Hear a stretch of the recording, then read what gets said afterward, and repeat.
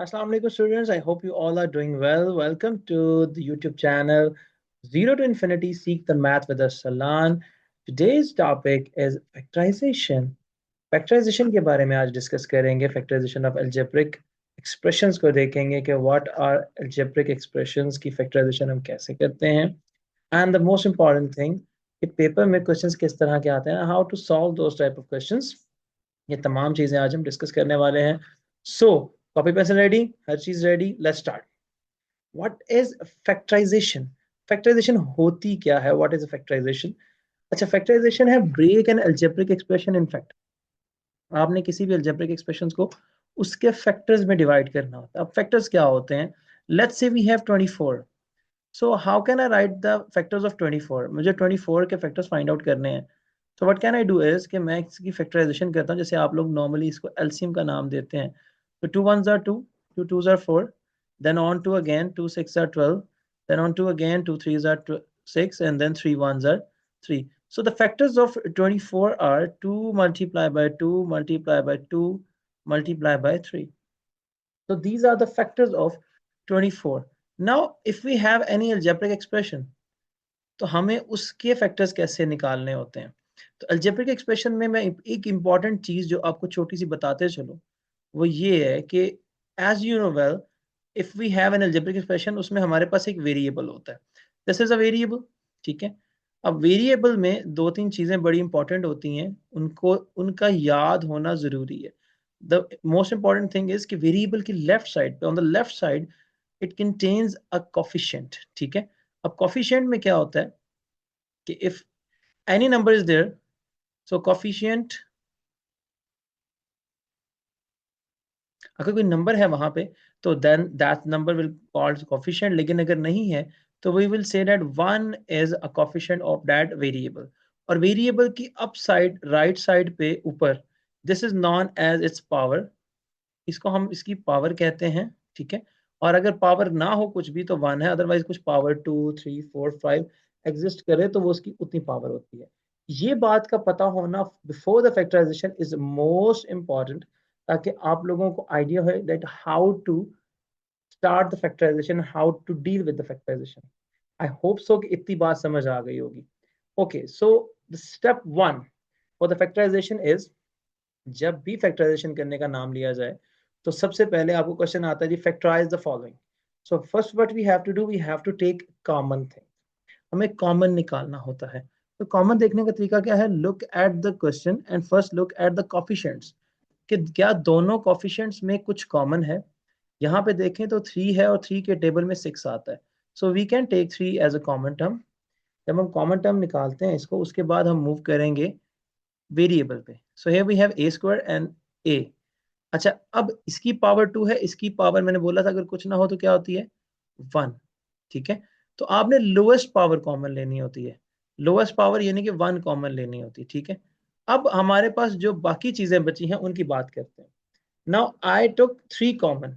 तो अगर मैंने 3 को कॉमन ले लिया है तो यहाँ कुछ नहीं रहेगा. और a पावर 1, एक ये 2 a हैं, इनमें से एक a मैंने कॉमन ले लिया है, बाकी मेरे पास सिर्फ एक a बचा. Same case over here, I have 6. So if I took 3 common, तो मैं 3 के टेबल में देखूंगा 6 कहाँ आता है. तो 3 के टेबल में 6 2 पे आता है. 3 2s are 6. अब a की पावर 1 कॉमन आ चुकी है, so I can write it as it is. So 3a into a plus 2, ये हमारी फैक्टराइजेशन है. These are the factors of that algebraic term. ठीक है. अब नेक्स्ट क्वेश्चन पे चलते हैं. नेक्स्ट क्वेश्चन में आपने फिर वही काम, इन दोनों कोफिशिएंट्स को, यानी कि जो हमारे पास नंबर्स होते हैं उनको देखना होता है. क्या ये दोनों किसी एक टेबल पे हैं या कोई एक दूसरे के टेबल पे हैं? अब ये दोनों जो हैं वो 3 के टेबल पे कॉमन है. ठीक है. उसके बाद ये है p पावर 2 और ये है p power 1. Lowest power common लेनी है, तो p पावर 1 कॉमन आ गई. यहाँ है q पावर 1 और ये है q पावर 2. फिर लोएस्ट पावर कॉमन लेनी है, तो q पावर 1 कॉमन आ गया. ठीक है. अच्छा, 3 के टेबल पे 9 कहाँ आता है? 3 3s are 9 होता है. p की पावर 1 कॉमन ले ली है, p की पावर 2 आएगा, और q की पावर 1 कॉमन ले ली है, ये नहीं आएगा. ठीक है. और आगे आएगा प्लस. 3 के टेबल में 12 कहाँ आता है? On 4. 3 4s are 12. p common आ चुका, q की पावर 1 कॉमन आ चुकी, तो q की पावर यहाँ 2 है. Only 1 q remain over here. तो ये हमारे पास इसके फैक्ट. आई होप सो ये समझ आई होगी. इसको आपने क्या करना है? नोट डाउन करना है वीडियो को पॉज करके, फिर हम आगे चलते हैं, ठीक है। Okay, the next question we have from the same step 1 is कि हमारे पास इसको इसमें से कॉमन लेना है। This is the higher order question, thinking question. देखिए 12, 18 एंड 24। नाउ ऐसा कौन सा टेबल है जो इन तमाम को डिवाइड करता है? हाईएस्ट में देखें तो 2 भी करता है, 3 भी करता है, 4 भी करता है, नहीं 4 नहीं करता, 6 करता है, यस 6 इसको सबको डिवाइड करता है, ठीक है। आपको कोई और मिले इसके अलावा जो हाईएस्ट है तो कमेंट में जरूर बताइएगा। तो ओके 6 1, 6 के अगर मैं कॉमन लेता हूं तो यहाँ है m power 3, m power 2, m power 1। तो लोएस्ट कॉमन पावर लेनी होती है, तो m पावर 1 आएगी कॉमन क्योंकि लोएस्ट पावर है। Next n power 2, n power 1, n power 3, अब भी लोएस्ट, तो लोएस्ट कौन है फिर n पावर 1।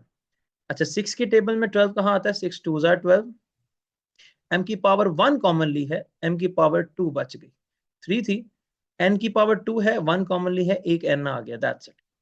6 की टेबल में 18 कहाँ आता है? 6 3 जार 18, ओके। अब m की पावर 1 कॉमन आ चुका है, we only got m common, ठीक है, क्योंकि अनकॉमन यानी कि हमारे पास अंदर सिर्फ m रह गया, उसकी पावर 1 क्योंकि एक पावर बाहर है, और n नहीं आएगा क्योंकि वो कॉमन जा चुका है। प्लस 6 के टेबल में 24, तो 6 4 24, ठीक है, m बाहर जा चुका है, m नहीं आएगा, n की पावर 2 आएगी।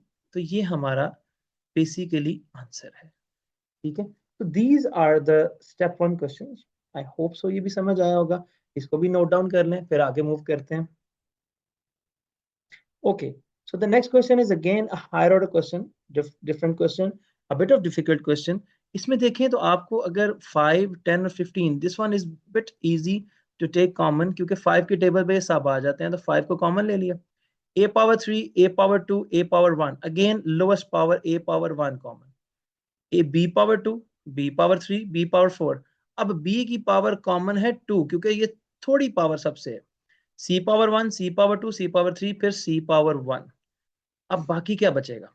देखिए 5 आ चुका, a की पावर 1 आया, लेकिन a की पावर 2 यहाँ बच गया, b की पावर 2 कॉमन ले लिया, वो खत्म हो गया, c की पावर कॉमन ले लिया, खत्म हो गया, यानी कि ये भी खत्म हो गया, ये भी खत्म हो गया, यहाँ से 2 बचा, 1 मैंने लिख लिया। अब 5 के टेबल में 2 पे टर्न आता है, 5 2 आर 10, a की पावर 1 बचा क्योंकि उधर 2 है, ठीक है। b की पावर 3 में से 2 कॉमन ले लिया, 1 आ गया, c की पावर 2 में से 1 कॉमन पड़ा है, और c एक अकेला आ गया क्योंकि एक आप बाहर जा चुका है। 5 3 आर 15 होता है, ए कॉमन है, बी की पावर मेरे बच्चे बचेगी 3, और सी की पावर बचेगी हमारे पास 2। So these are the factors of the algebraic term given above. ये हमारे पास अलजेब्रिक टर्म्स है, ठीक है, जो फैक्टर कॉमन फैक्टर्स हैं। आई होप सो ये समझ आ गई होगी, इसको भी नोट डाउन कर लें और फिर उसके बाद नेक्स्ट स्लाइड पे मूव करते हैं। Okay, so the step 2, moving on towards the step 2। अब स्टेप 2 जो है वो is the most important part, and this is the first, यूं समझ लें कि अभी सिर्फ इनिशियल है, स्टेप 2 का बिल्कुल स्टार्ट है, ठीक है। अब हम स्टेप 2 की अगली जो इससे आगे जो मेजर चीजें हैं वो अब नेक्स्ट वीडियो में इंशाल्लाह करेंगे, लेकिन इससे पहले इनिशियली इसको सीखना बहुत जरूरी है। तो स्टेप 2 में we have 3 different identities, sum formula, difference formula and product of sum and difference, ठीक है। अच्छा इसको याद कैसे करना है? दो डिफरेंट टर्म्स हैं, a plus B whole square, दो डिफरेंट टर्म्स होंगी, दो डिफरेंट चीजें होंगी, उनका होल स्क्वायर होगा। होल स्क्वायर जब ब्रैकेट के बाहर स्क्वायर होता है उसको होल स्क्वायर कहते हैं। a plus B whole square is equal to a square plus B square plus 2ab, या आप यूं भी याद कर सकते हैं a square plus 2ab plus b square. Distance difference formula the second one, a minus B, अगर इनके दरमियान माइनस आ जाए तो सिर्फ 2ab के साथ माइनस आता है, बाकी दोनों a square plus B square plus plus के रहते हैं। ये वाला बड़ा इंपॉर्टेंट है, a plus B into A minus B. अब ये क्या होता है कि अगर इस फॉर्म इधर से इधर जाए या इधर से इधर आए, दोनों वे में क्वेश्चन पूछा जाता है। a plus B into A minus B is equal to a power 2 minus b power 2, दो सेम है, एक में प्लस है एक में माइनस है और ब्रैकेट्स में बंद है, तो ये पहले का स्क्वायर माइनस दूसरे का स्क्वायर है। अब ये बड़े इंपॉर्टेंट फॉर्मूलाज हैं, इनको लाजमी वीडियो को पॉज करके आपने नोट डाउन करना है क्योंकि आगे आने वाले क्वेश्चंस इन्हीं पे बेस करते हैं और इन्हीं के थ्रू आपने आगे चलना है, ठीक है। ओके, सो स्टेप 2 का पहली आइडेंटिटी का यूज है हमारे पास x प्लस 3 होल स्क्वायर को एक्सपैंड करना है। इस फॉर्मूले के according I use the formula over there, I wrote the formula for you ताकि आपको समझ आए। तो फॉर्मूला क्या कहता है, देखें ये आपका a है, ये आपका b है। अकॉर्डिंग टू दिस फॉर्मूला कैसे ओपन होगा, a power 2 plus b power 2 plus 2 bracket A bracket B. अच्छा मैंने ऐसे लिखा, आप 2ab दरमियान में लिखना चाहें लिख सकते हैं, इट्स इंटायरली सेम, कोई इतना मसले वाली बात ही नहीं है। तो it can be written as X square plus 9 plus 2 3 are 6x, this is the answer. ये हमारे पास इसका आंसर है। कैसे ओपन किया मैं दोबारा रिपीट कर देता हूँ, फर्स्ट का स्क्वायर प्लस सेकंड का square plus 2 multiply by first term multiply by second term, तो हमारे पास ये आइडेंटिटी ओपन हो जाता है। होप सो समझ आई होगी, नोट डाउन करें फिर आगे चलते हैं। Okay so the next one is same उसी तरह का, अब मैंने थोड़ा सा इसको डिफरेंट रखा, फर्स्ट का स्क्वायर प्लस सेकंड का स्क्वायर, क्योंकि दोनों में प्लस है, plus 2 into first term into second term. ठीक है, तो फर्स्ट का square means 4a power 2 plus 5 का स्क्वायर 25 होता है, 25b power 2। Now 2 2s are 4, 4 5s are 20, so it will become 20ab. So this is how can we open this particular identity. I hope so समझ आई होगी, इसको भी note down कर लें। Okay, moving on towards the next, we have the difference formula. Now y minus 5 whole square. So because of minus, हमने परेशान नहीं होना, मेथड वही है, that first square plus second square। अब प्लस में माइनस नहीं आता, ठीक है, उसके बाद माइनस यहाँ आता है, 2 into first term into second term, into means multiply करना है, so it will become like y square plus 25 minus 2 5s are 10y, so this will be your answer. Okay, I hope so ये भी समझ आ गया होगा, note down करना है तो पॉज करके करना ही है, ठीक है। Okay, so the next one is a bit of different, so it will become like 4m square, same as the formula, so 4m square plus 2n whole square minus 2 into first term into second term. Now this will become 16m power 2 plus 4n power 2, क्योंकि 2 का square 4 होता है, minus 2 4s are 8 and 8 2s are 16mn. So this is the answer for us. बड़ा आसान है, सिर्फ आपकी identity आपको छोटी सी याद हो, आप उसको आसानी से एक्सपेंड कर सकते हैं। बस एक चीज इंपॉर्टेंट याद रखिएगा, व्हाइल एक्सपेंशन आपको ब्रैकेट्स का यूज लाजमी करना है, otherwise you will definitely make a mistake और वो आपको बाद में कॉस्ट करेगी कि आपके मार्क्स कटेंगे। ठीक है, ऑप्शन नोट डाउन कर लिया होगा अभी तक, अब आगे चलते हैं। So now the third identity, using the third identity, that is a plus b into a minus b।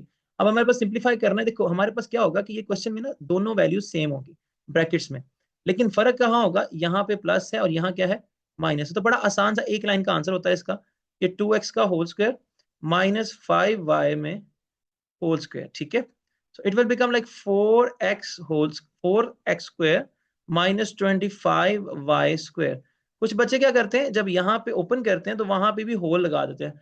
जब आपने होल स्क्वायर खोल दिया है तो अब आपने सिर्फ वेरिएबल को स्क्वायर देना है, नंबर का स्क्वायर नहीं बनाना, वरना वो गलत हो जाएगा, प्रॉपरली गलत हो जाएगा। ठीक है, आई होप सो नोट डाउन हो गया होगा। So the next question is, अब ये देखिए दोनों वे से पूछा जा सकता है, पहले मैंने इस वे से क्वेश्चन कराया, अब मैं इस वे से क्वेश्चन करा रहा हूँ। अगर यूं पूछा जाए सिंप्लीफाई ए स्क्वायर माइनस 4b स्क्वायर, आपने पहचान करनी है कि क्या पहले का स्क्वायर है, डेफिनेटली पहले का स्क्वायर है, माइनस है, बिल्कुल माइनस है, दूसरे का स्क्वायर बन सकता है, तो डेफिनेटली 2b का होल स्क्वायर लिख सकते हैं हम, लिखो तो first square minus second square. अगर इस तरह हो कि अपना अपना स्क्वायर हो, दरमियान माइनस हो, तो हमने इसको ओपन करना है कि एक बार वो प्लस में, यानी कि a plus first term plus second term bracket first term minus second term, so this is the expansion.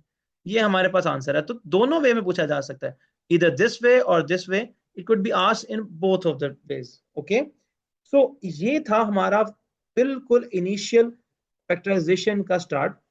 इससे आगे स्टेप 3 है, स्टेप 3 में मिड टर्म ब्रेकिंग है, उससे आगे हमारे पास उससे पहले इन आइडेंटिटीज का और भी यूज है। सो फर्स्ट आपने इसको सीखना है, नेक्स्ट वीडियो में आपसे मुलाकात होगी, उसमें हम बात करेंगे इससे आगे इसकी इन्हीं आइडेंटिटीज का use, then will move towards the mid term breaking. I hope so ये समझ आई होगी। कमेंट्स करें, बताया करें, अपने अपने फीडबैक से इजहार किया करें, और जो वीडियोस आपको चाहिए उन वीडियोस को आप टैग करें, मुझे बताएं, उनका नाम लिखें, टॉपिक्स लिखें, I will make the videos for you. So inshallah we'll meet in the next video. Till then, take care of yourself. Allah Hafiz.